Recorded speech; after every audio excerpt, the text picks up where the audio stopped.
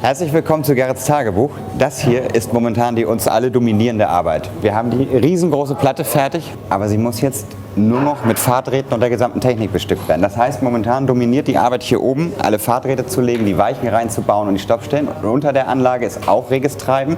Dort dominiert das alles anzuschließen. Es sind insgesamt fast 2.000 bis 3.000 mit den Lampen nachher Verbraucher, die angeschlossen werden müssen. Und vor allen Dingen die ganzen Pushbacker, die Treppen müssen eingebaut werden. Bei den Pushbackern zum Beispiel dauert es Ewigkeiten, bis das Ding so perfekt ausgerichtet ist, dass nachher das Fahrzeug an diesem ganz dünnen Schlitz nicht reibt oder irgendwas. Es werden 9 Pushbacker, 15 Treppen eingebaut und vor allen Dingen Axel und ich haben fast 1 Kilometer Fahrrad zu verlegen. Und in diesem Bereich sogar auch sehr kompliziert. Das heißt, die Flugzeuge fahren ja in verschiedene Richtungen, kreuzen sich.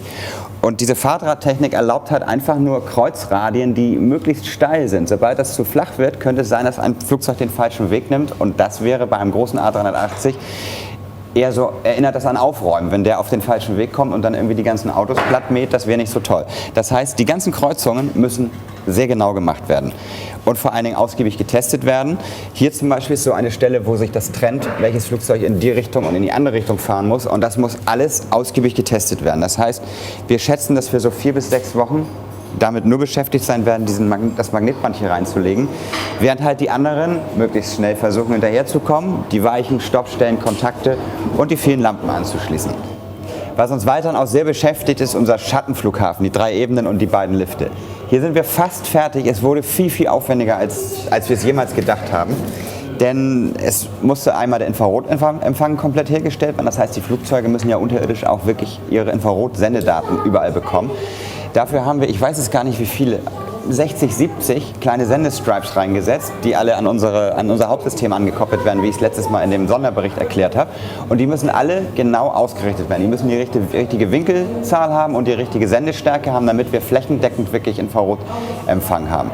Dazu ist so viel Technik in diese vor allen Dingen Deckplatte oben reingekommen, weil wir die Ladestationen da drunter haben. Die Ladestationen brauchen viel Platz, die brauchen vor allen Dingen auch viel Höhe. Und das Ganze so ausgerichtet sein muss, dass das nachher wirklich am Ende auch so passt, dass die Flugzeuge nicht im Weg sind. Das heißt, das Flugzeug muss ja alle Typen, die einen haben große Triebwerke, die einen haben haben die Außen, große Heckflossen, breite Flügel, schmale Flügel, viel Fahrwerk, wenig Fahrwerk, das muss ja alles passen, so dass es nirgendwo irgendwo kollidiert.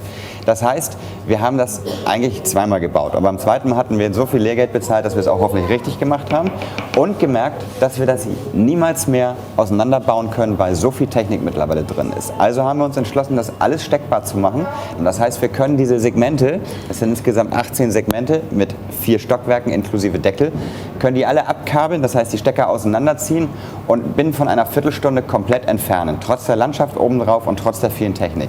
Das hat einfach sehr viel länger gedauert dadurch, aber ich hoffe, dass wir jetzt wirklich fast fertig sind. Auch wenn hier zum Beispiel noch eine ganz wichtige Sache fehlt, nämlich insgesamt fast 30 Kameras, die nachher für den Leitstand dienen, dass man die Flugzeuge unterirdisch beobachten kann.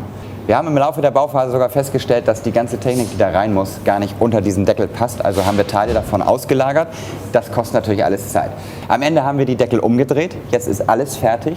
Das Einzige, was eigentlich noch zur Inbetriebnahme des Schattenflughafens fehlt, sind die beiden Lifte. Die sind eigentlich auch komplett fertig. Wir haben die Platten mit Fahrdraht versehen. Übrigens, die Platten mussten wir verstärken, weil die Tragfähigkeit nicht ausreichte.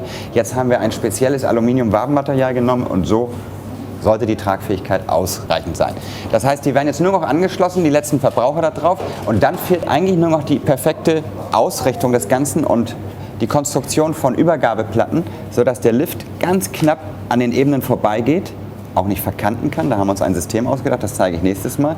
Und das Flugzeug wirklich immer ohne zu ruckeln rüberkommt und dort nicht hängen bleibt. Never-ending Story könnte ich es fast nennen. Ich habe, glaube ich, schon 4 oder 5 Mal gesagt, ich hoffe, in der nächsten Folge kann ich den Schattenflughafen testen. Ich sage mal so, ich hoffe, in der nächsten Folge kann ich den Schattenflughafen testen. Ich bin da ziemlich zuversichtlich. Dann haben wir freudigen Zuwachs bekommen. Gleich 3 Flugzeuge auf einmal sind fertig geworden. Aus der Airbus A320-Familie sind wir jetzt fast komplett mit einem zusätzlichen A319, 20 und 21. Die sind alle am gleichen Tag fertig geworden. Das war ein schöner Tag, 3 Flugzeuge zu testen, sie zu konfigurieren, Jungfernflüge damit zu machen und so weiter. Was auch immer eine willkommene Abwechslung ist, sind TV-Drehs. In diesem Fall war es der ARD-Ratgeberdreh. Das holt einen mal so ein bisschen aus diesem Technikalltag raus und macht immer wieder aufs Neue Spaß. So, das war's grob erstmal für diese Folge von Garretts Tagebuch. Ich freue mich schon auf die nächste Folge und verabschieden möchte ich mich einfach mal mit ein paar Impressionen aus unserem Testbetrieb. Vielen Dank, bis dann. Tschüss.